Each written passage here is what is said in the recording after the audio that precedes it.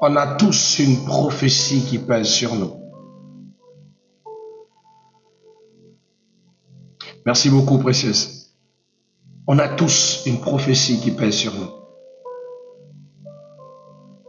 Mais souvent, on ne sait pas laquelle. Alors ce matin, avant de commencer ma prédication, je voudrais te dire, cherche à connaître la vraie prophétie qui pèse sur ta vie. Vous savez, beaucoup de personnes vous rencontrent, vous partagent des prophéties, des promesses, des prophéties qui deviennent des promesses dans votre cœur. Mais quand ils viennent, ils ne sont pas souvent vrais. Parce que ce qui est vrai vient avec les détails. Alors ce qui n'est pas vrai vient tout simplement sans fondement. Alors le Dieu de la parole n'est pas un Dieu infondé. Il ne viendra pas vous dire des choses sans vous préparer et vous disposer dans le chemin de l'accomplissement de ce que vous devez vivre.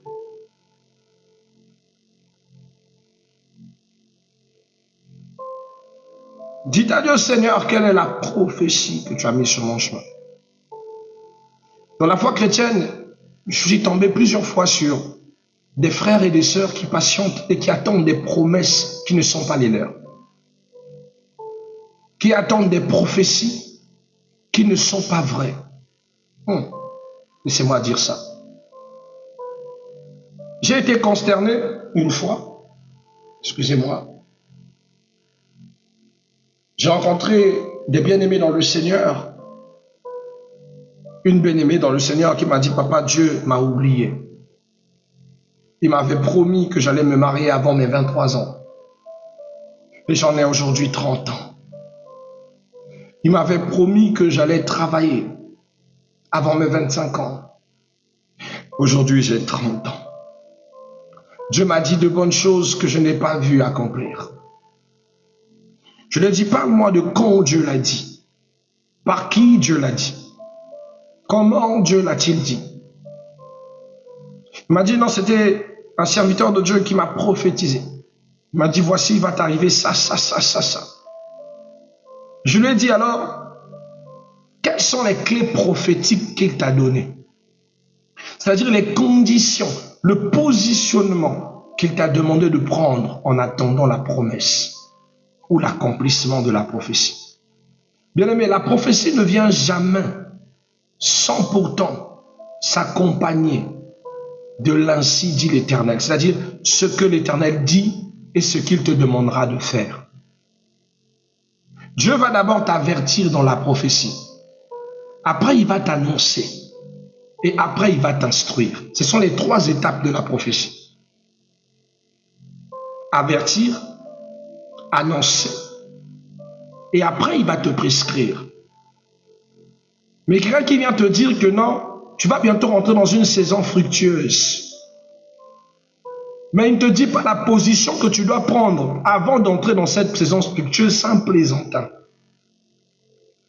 Il sait, il sent une bonne saison en toi, mais il n'a pas les précisions. Ce n'est pas la prophétie, c'est de la déduction. Alors le prophète vient comme un messager, il n'a pas le temps à perdre, il n'a pas de zimagrée à te faire. Il te dit ce que tu... Il t'avertit, tu es ceci, tu as fait ça. Tu as rencontré ci. Mais voici ce que l'Éternel te dit. Dans les jours qui vont venir, prépare ton cœur car il y a ceci qui va arriver. Il y a cela qui va arriver. Et si tu veux que le bien arrive, voici comment tu dois te comporter. Mais si tu te comportes mal, voici les conséquences qui vont s'en suivre. Là, tu sauras que tu es sur le chemin de la vraie prophétie qui va s'accomplir. Parce que tu prendras le temps de te préparer pour ce temps-là.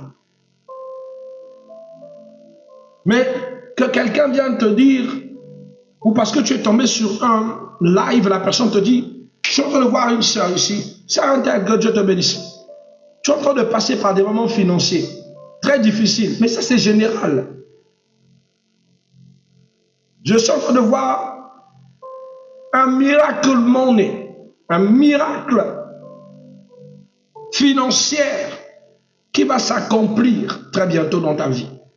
Dis Amen. Scelle quelque chose. Donc fais une offrande qui va te bénir. Et toi, directement, tu dis Amen. Et tu le fais parce que tu attends cette prophétie qui t'a plu. Mais ce n'est pas le mode ou la façon de faire du Dieu de la Bible. Ça, c'est la façon des jeunes prophètes précariotes qui affabulent sur les besoins et les désirs de votre cœur. Et c'est comme ça que tu vas rester fixé sur une prophétie, mais qui n'est pas la tienne.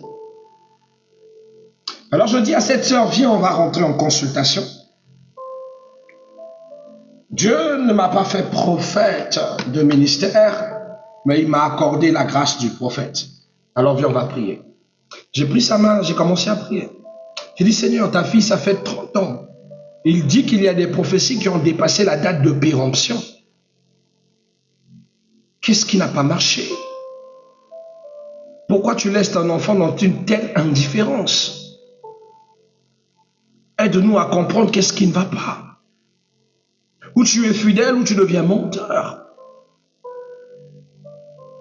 Vous savez, je vous assure, Dieu est un Dieu de bonté.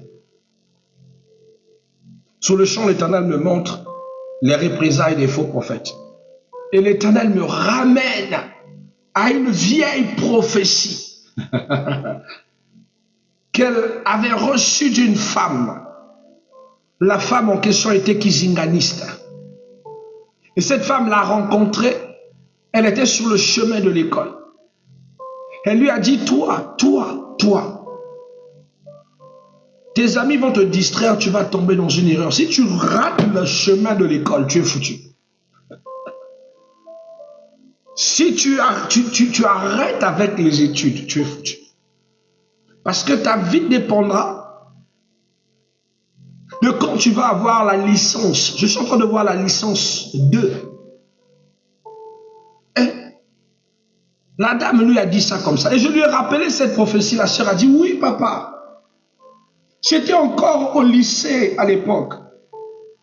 Et j'ai dû connaître le premier papa de mon enfant qui m'avait engrossé. Et depuis, j'ai arrêté les études. Après, j'ai fait une petite formation en coupe et couture. Après, j'ai fait une formation en restauration. Après, j'ai fait une formation en secrétariat bureautique. J'ai fait plein de formations, mais je n'ai plus continué mes études. Tu as vu là où ta vie est restée en suspens? Ta prophétie est restée archivée parce que tu n'as pas la licence 2. Et que tu n'as pas terminé ton parcours. C'est à cause de ça que beaucoup arrivent dans le standard de j'ai vu, c'est-à-dire que Israël, tu n'as pas connu l'heure où tu as été visité. Dieu te précise le temps et l'heure, mais c'est toi qui es distrait. La dame a mis sa main sur la tête et dit, j'avais complètement oublié.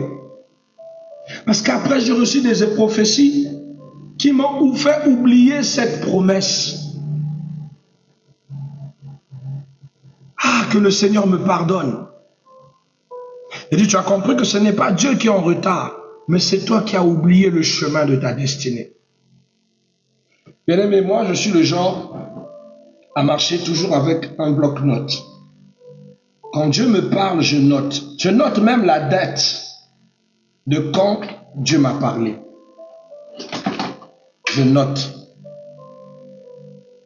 Je m'en pense bien. J'écris toutes les prophéties que je reçois. Et j'exhume les prophètes. Parce qu'il faut toujours que tu sois à l'affût de savoir qu'est-ce que Dieu t'a dit. Est-ce que tu es dans cette période? Est-ce que ça va s'accomplir? Si tu respectes les préceptes du prophète, bien aimé, tu verras le témoignage dans ta vie. Mais si tu te suis aux apparences prophétiques, à une prophétie sans forme et sans fond, qui flatte que tes oreilles, tu vas rester longtemps à attendre une prophétie qui n'est pas la tienne. Et malheureusement, c'est le cas de beaucoup d'enfants de Dieu qui après finissent par fatiguer, n'arrivent plus à prier, alors que tu es en train d'espérer sur la flatterie.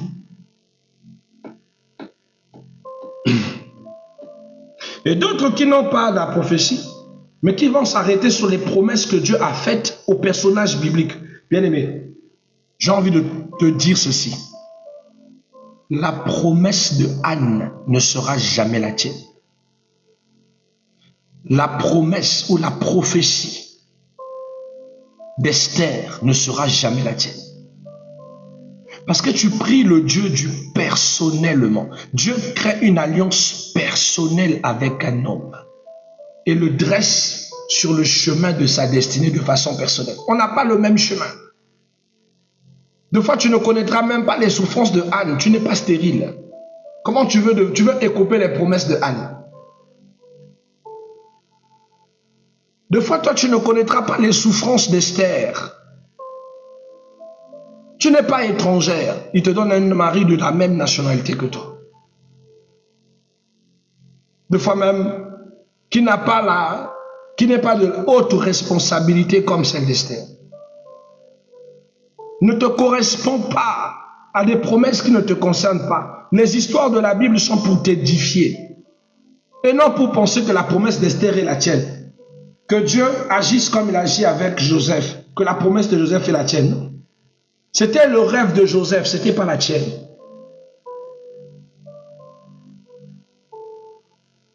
Permettez-moi de le faire comme ça passe comme prédication, ça va vous édifier à ne pas tomber dans les erreurs doctrinales. Parce que c'est après vous allez me dire à Dieu, Dieu, tu n'as pas écouté, tu n'as pas vu, tu ne m'as pas répondu. Voilà pourquoi je suis en train de vivre toutes ces choses. Or, Dieu n'y est pour rien, car il sait ce qu'il t'a promis. Mais ce qu'il t'a promis n'est pas ce que tu lui demandes. Et ce qu'il t'a promis, tu ne te disposes pas pour l'obtenir. Pendant que Dieu t'attend dans un endroit, toi tu te bornes à rester ailleurs. Sache que les corbeaux viendront nourrir l'endroit que tu n'es pas. Et tant que tu restes là où la prophétie de l'Éternel n'y est pas, tu resteras vide.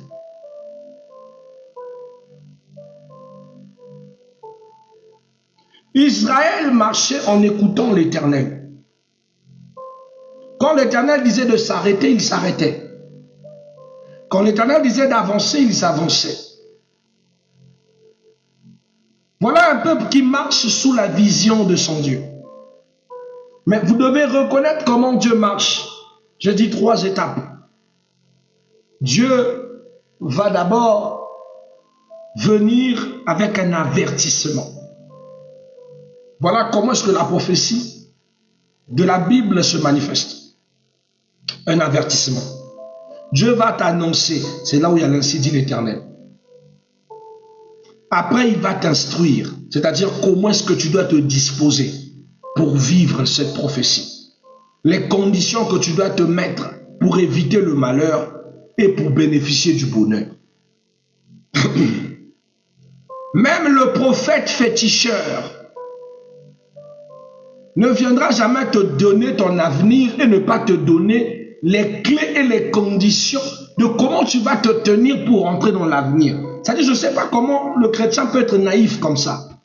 C'est-à-dire que beaucoup ne connaissent rien dans la spiritualité et pensent qu'il suffit que quelqu'un va te dire « Dieu va te bénir, ma soeur. » Dis Amen. Ah, gloire à Dieu, Dieu va te bénir.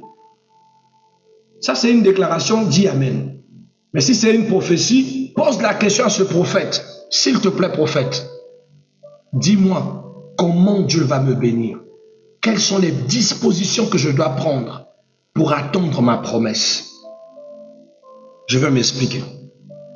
Quand on ouvre Actes chapitre 2, verset 4, non, Acte 1, le verset 4, la Bible dit que les disciples restèrent là où Jésus leur a ordonné d'attendre la promesse. Ils ne sont pas allés ailleurs. Ils sont restés à Jérusalem parce que Jésus leur avait dit, vous ne quitterez pas Jérusalem jusqu'à ce que la promesse s'accomplisse. Ton problème avec toi, c'est que tu as beaucoup de prophéties, mais qui n'a aucun fondement, aucune fondation. Et quand elles ne s'accomplissent pas, tu perds espoir, tu perds le désir de la vie de prière, tu n'as plus envie de quoi que ce soit, tu commences à critiquer Dieu, tu critiques les hommes de Dieu, or que c'est toi qui t'es fait tromper. Acte 1:4. Comme il se trouvait avec eux, il leur recommanda de ne pas s'éloigner de Jérusalem, mais d'attendre ce que le Père avait promis promis ce que je vous ai annoncé, leur dit-il. Et les disciples n'ont pas quitté. Ils sont restés là à attendre. Ils ont obéi aux instructions pour recevoir. Bien, mais ton problème, c'est que tu n'obéis pas aux instructions et tu veux recevoir. Tu ne recevras rien. Entrer dans la prophétie, c'est respecter les conditions. Hey! Mais si tu ne respectes pas les conditions, tu n'accéderas pas. Il y a beaucoup de personnes qui ont raté la promesse et qui jusqu'à aujourd'hui souffrent parce qu'ils ont refusé d'obéir. J'avais une soeur, je lui ai dit, Dieu peut sauver ton foyer. Il me montre un programme de prière. Voici le programme de prière. Tu vas passer 9 jours. Tu vas faire 18 jours, 9 jours. Après la semaine qui arrive, 9 jours de jeûne. La soeur m'a regardé dans les yeux. Il m'a dit, papa, moi le jeûne, jamais. Je ne peux pas faire demi-journée sans manger. Je ne suis pas malade, mais moi et la faim, il faut que je mange. Tu ne vas pas me dire que je ne vais pas manger. Si le programme ce n'est que le jeûne, tant mieux que le mariage se casse. Nous y sommes. Plus tard, elle a dit à sa sœur, Dieu fait comme il veut, Dieu est multiforme, Dieu ne va pas seulement rester dans les conditions de ce serviteur de Dieu. Tu es venu consulter Dieu, c'est un serviteur de Dieu. Il te donne le mystère de ta réussite. Tu ne veux pas obéir. Tu ne vas pas voir Cana. Là, ils sont séparés définitivement. C'est là où elle m'écrit, oh papa, vraiment, Dieu a vraiment laissé que ces choses arrivent. Je dis, mais tu as refusé d'obéir. Retenez ceci dans la spiritualité, que ce soit chez les sorciers, comme chez les chrétiens, les conditions, si tu ne les respectes pas, tu échoues. La prophétie s'accompagne toujours des critères, des conditions. Si tu ne respectes pas les conditions de la prophétie, tu peux rester 40 ans. Tu ne vois pas Cana.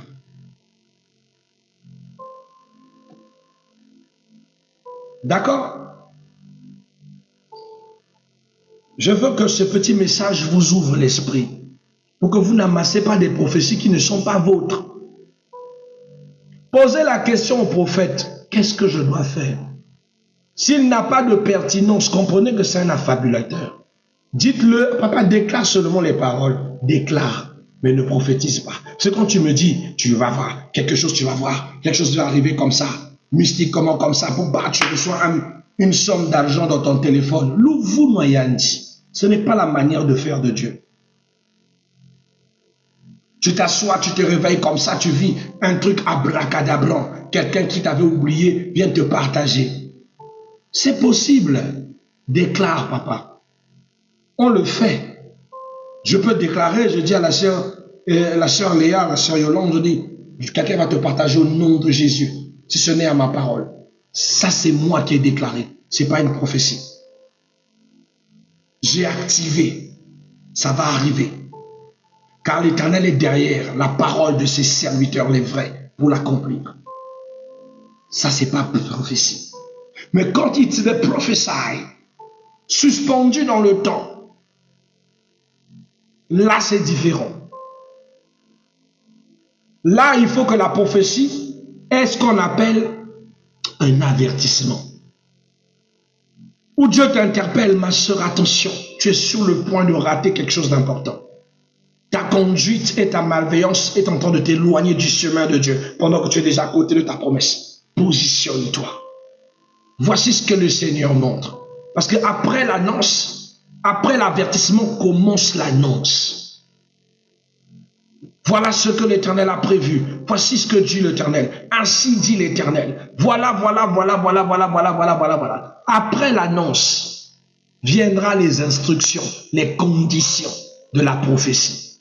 Si tu fais ceci, tu réussiras. Mais si tu ne fais pas ça, tu verras le malheur entrer dans ta maison. Et le prophète se lève, il tourne ses talons, il est parti. Il n'a pas de négociation avec toi. ses talents, il est parti. Bien aimé, je vais choquer quelqu'un. Moi, je préfère encore recevoir, je ne blague pas avec les prophéties des personnes traitées du luberlu, là. Comment on les appelle? Les Ngunza. Ou les prophètes qui sont souvent à la montagne, que vous voyez comme des fous, là. Bien, mais je ne blague pas. Il n'a rien à bénéficier de toi. Il vient, il te dépose une chose, il est parti. Il ne viendra pas te dire, je vais te faire ceci. Hein. Il va te détailler tout ce que tu as besoin de comprendre et la position que tu dois avoir. Et il est parti. Moi, j'ai déjà rencontré un fou qui m'a prophétisé. Et le prophète qui emmène la prophétie n'attend jamais de récompense. Mais donc, toi, tu es avec des prophètes qui cherchent des récompenses avant de pouvoir te partager quelque chose venant de Dieu. Il a fini de parler, après il dit, mouille la gorge du serviteur. Fais manger la manne au serviteur. Le vol, il y a que vrai mouille. C'est un menteur, un voleur comme ça. Quand le prophète a fini de prophétiser, tout ce qui reste tout autour de lui devient inutile. C'est-à-dire qu'il va lever ses talons, il va partir. Pas parce qu'il est contre toi, parce qu'il a fait ce qu'il avait à faire. Le prophète est la bouche autorisée de Dieu. Il ne parle pas de plus ni de moins de ce que vient de Dieu. Voilà pourquoi, bien aimé, il y a des séances où Dieu ne m'a pas dit de prophétiser, je ne prophétise pas. On va rester comme ça, sujet de prière. Pendant ce temps, tu vois une sœur qui est là-bas. Oh Seigneur, fais que papa me localise. Fais que papa me localise. Moi, je ne peux pas te localiser. C'est le Père qui te localise. Prie Dieu dans le ciel qui te localise. Si Dieu te touche, il me dira. Changez votre façon de prier.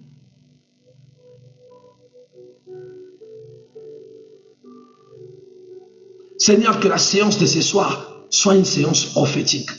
Mais tout est prophétique, même la simple prière est prophétique. Même lire la Bible est prophétique. Donc toi, la prophétie, il faut seulement qu'on t'appelle. Chère Danise, debout, au nom de Jésus, l'Éternel me parle. Bientôt, l'Éternel va faire ci, cela. Là, c'est prophétique. Mais même quand je prie pour Danise, Seigneur, bénis Danise. Je souhaite que tout chemin marécageux sur son chemin se dessèche pour laisser un pas d'avancement clair au nom de Jésus. C'est prophétique.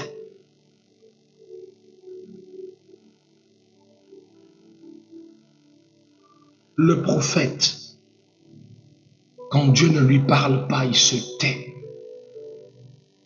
Ça fait sa beauté et sa force. On m'a déjà appelé dans un mouvement à Pointe-Noire. On m'a dit aujourd'hui, on a besoin du prophète. Je suis arrivé, l'Éternel m'a dit, je n'ai rien à dire à cette église. Et, Seigneur, on m'a déplacé de Brazzaville pour venir prêcher à Pointe-Noire. Et tu dis que tu n'as rien à dire à ce peuple. Il dit, je n'ai rien à dire. Il dit, Seigneur, qu'est-ce que tu me fais là? J'ai été déplacé en qualité de prophète, m'a dit, je n'ai rien à dire à cette église. Mais j'ai au moins quelque chose pour eux. Tiens, va et impacte-moi cette église terriblement. Tu vas les impacter dans le chant. Tu vas les impacter dans ta prêche. Tu vas imposer des mains. Je vais guérir, je vais faire des choses terribles. Il dit, Seigneur, on n'a pas appelé l'apostolie, on a appelé le prophète. Il dit, va, je ne parle pas. Tu entends le micro, on va recevoir l'apôtre Chris Benwamba, qui nous vient du Congo-Brazzaville, qui vient avec une grande configuration prophétique. Je me lève, je dis, je tiens depuis Brazza et l'Éternel m'a dit qu'il n'a rien à vous dire.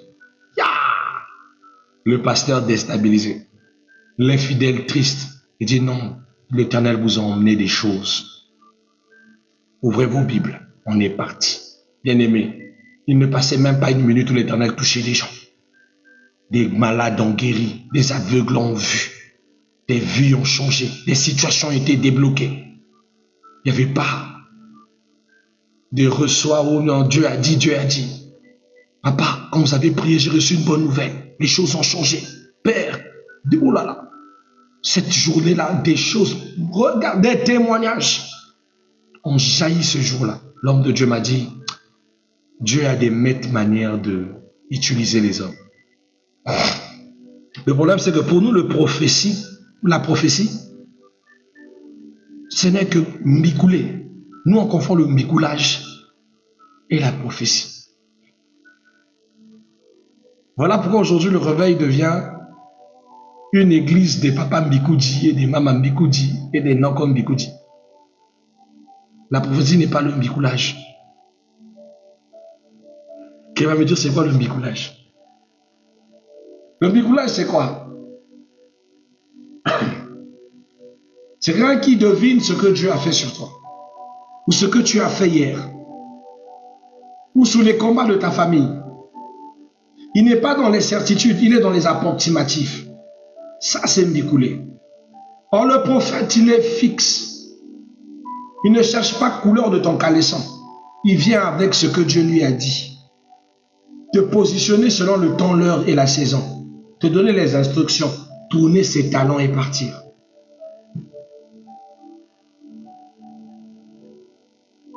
Je m'arrête là, because of time, c'est déjà 7h11. Mais j'espère que je vous ai suffisamment partagé pour que mes bien-aimés dans le Seigneur, vous ne tombez pas dans le piège de porter sur vous des prophéties qui ne sont pas les vôtres. Examinez ce que vous avez reçu comme prophétie des vrais prophètes. Et je ne parle pas parce qu'il est vrai prophète, parce qu'il a une grande église, c'est faux. Celui qui t'a donné tous les 3 principes, qui t'a averti, t'a annoncé et t'a donné les conditions de la prophétie. Une autre chose que je veux t'ajouter, c'est que les conditions de la prophétie ne s'éloignent jamais de la volonté de Dieu selon la parole. Il y a des certains prophètes qui ont compris ce principe. Alors, lorsqu'il faut partager selon la volonté de Dieu, selon la parole, le bandit vient te dire que Dieu m'a dit pour que tu rentres dans ta saison, je dois coucher avec toi. Si quelqu'un, la Bible dit, venait avec un évangile différent, même si c'est un ange qui soit anathème. La Bible dit dans les Lévitiques, si un prophète ou un songeur vous annonce des choses qui s'accomplissent et vous demande de vous éloigner de Dieu ou de pratiquer une adoration envers d'autres dieux, qu'il soit anathème. C'est-à-dire que vous devez le repousser. Les conditions vont toujours dans la morale de la parole et non loin de la morale de la parole. Voilà mes bien-aimés, c'était prière et partage, votre moment de prière et de partage.